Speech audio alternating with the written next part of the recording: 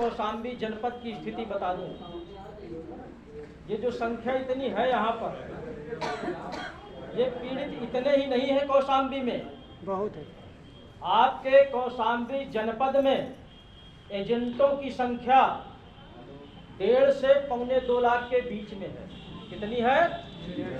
1.5 से पौने 2 लाख के बीच में केवल एजेंट है आपका कौशाम्बी जनपद में। यहाँ संख्या कितनी है? जब आपका 1.5 से पौने 2 लाख एजेंट होगा कौशाम्बी जनपद में, तो आप थोड़ा सा विचार करिए निवेशक कितना होगा। निवेशक कितना होगा? लगभग 5 से 6 लाख। आपके कौशाम्बी केवल जनपद की बात कर रहा हूं, क्योंकि इस संगठन का मैं प्रदेश अध्यक्ष हूं। हर जिले की रिपोर्ट मेरे पास है और मैं दूर का नहीं हूं, आपके जस्ट बगल फतेहपुर जनपद का हूं। और फतेहपुर जनपद में आज की तारीख में 40,000 से ऊपर आवेदन हो गए। 40,000 से ऊपर आवेदन हो गए।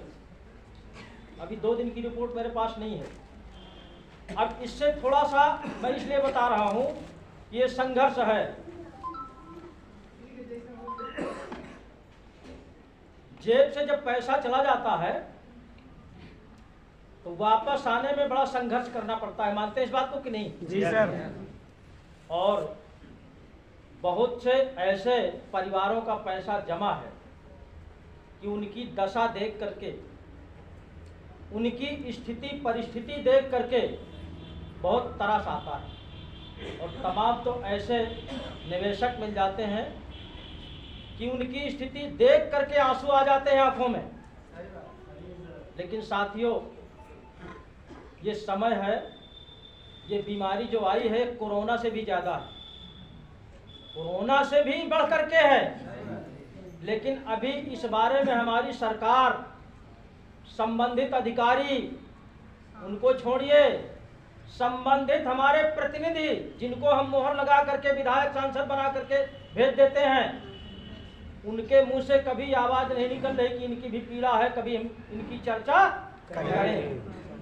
हम लोग मीटिंग करते हैं, मीडिया में आता है कार्यक्रम, आता है, पेपर में कार्यक्रम आता है, टीवी तक में कार्यक्रम आया है, लेकिन किसी भी जिले का एक भी विधायक, एक भी सांसद कभी अपने जिले में इन पीड़ितों के बीच में समय नहीं दिया। उनकी जिम्मेदारी नहीं बनती क्या? बोलिए। जो कौशाम्बी की स्थिति है, मैं तो पूरा उत्तर प्रदेश देखता हूं, कौशाम्बी की जो स्थिति है, जो जिलाधिकारी महोदय का कार्यशैली है हमारे आपके प्रति, वो अच्छी नहीं है। उनकी छोड़िए, पुलिस अधीक्षक महोदय की कार्यशैली अच्छी नहीं है, तो नीचे अधिकारियों की क्या होगी? आप विचार करिए, विचार करिए। दूसरी बात, बहुत गौर से सुनना मेरी बात को। जैसे आप पीड़ित हैं, मैं भी पीड़ित हूँ, तभी इस संगठन का जन्म हुआ और इस संगठन के जन्म से ही हमारा आप सबका कल्याण होना तय है, इसमें कोई दो राह नहीं। मैं उनकी कार्यशैली बता दूं, उनकी कार्यशैली इस तरह की है,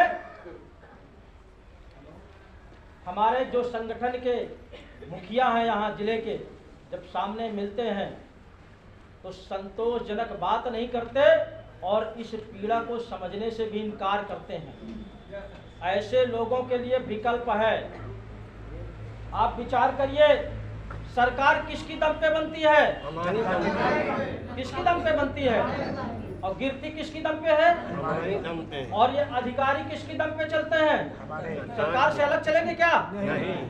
जब हमसे सरकार बनती है, बिगड़ती है, और वही सरकार इनकी नियुक्ति करती है, चाहे जिलाधिकारी क्यों ना हो, चाहे सिपाही क्यों ना हो, ये हमारे नौकर होते हैं, जनता के नौकर होते हैं। और जब जनता की आवाज नहीं सुनेंगे तो चाहे साथियों या अधिकारी हो और चाहे बैठे सत्ता में लोग हों, वो कुर्सियां हिल जाती हैं, बाहर भागना पड़ता है।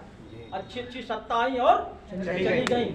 इस बात को गांठ बांध लीजिए कि हमारी आपकी ये समस्या बहुत बड़ी है और उसका निदान भी हमारे आपके हाथ में है।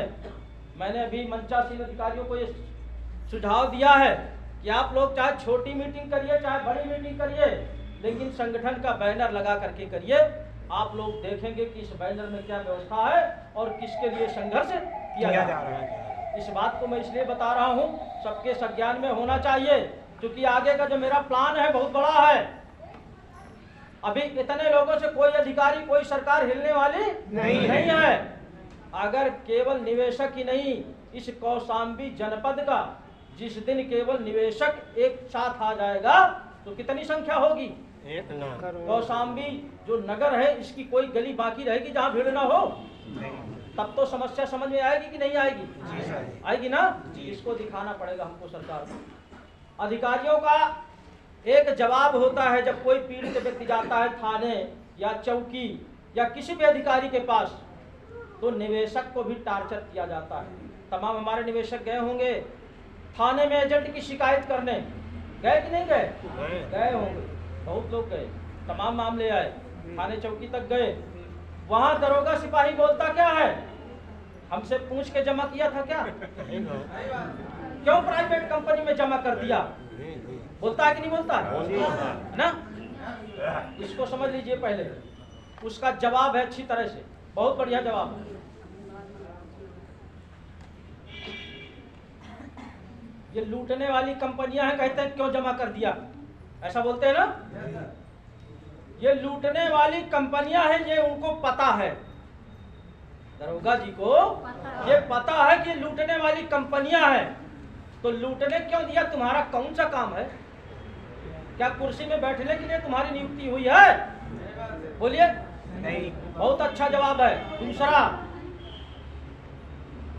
ये कंपनियां पैसा मार के चली गई, देश से बाहर नहीं गई, देश में है। उनकी रखवाले यही दरोगा और सिपाही करते हैं। जो दलाल हैं, जो हमको ठग करके चले गए हैं, उनकी रखवाली यही लोग करते हैं, इन्हीं के बीच में बैठते हैं, हमारी सुनते नहीं, चूंकि हम लोग गरीब हैं। उसका एक जवाब और है, आप रोड में देखते होंगे तमाम एक्सीडेंट होते हैं कि नहीं होते? क्या किसी से पूछ करके एक्सीडेंट होते हैं? नहीं। उनका रख रखाव, जब एक्सीडेंट हो जाता है, उनकी सुख सुविधा, मिट्टी कहाँ पहुंचाना है, उनका क्लेम कैसे बनेगा, कौन करता है? करती है कि नहीं करती? वहां नहीं जवाब देते कि हमसे पूछ के एक्सीडेंट किया है क्या? या उस बंदे को जो क्लेम बनता है, वो क्लेम कौन देता है बताइए? सरकार देती है। क्यों देती है? वहां भी तो क्वेश्चन कर सकती है कि क्या हमसे पूछ के एक्सीडेंट में मरे थे क्या? साथियों, ये हमारा आपका अधिकार है। अभी जो कैथन जी ने कानून की बात किया है, बर्ड्स एक्ट 2019, ये भारत सरकार का बनाया हुआ है, और भारत सरकार के जितने भी संस्थान होते हैं सब जगह से पारित है।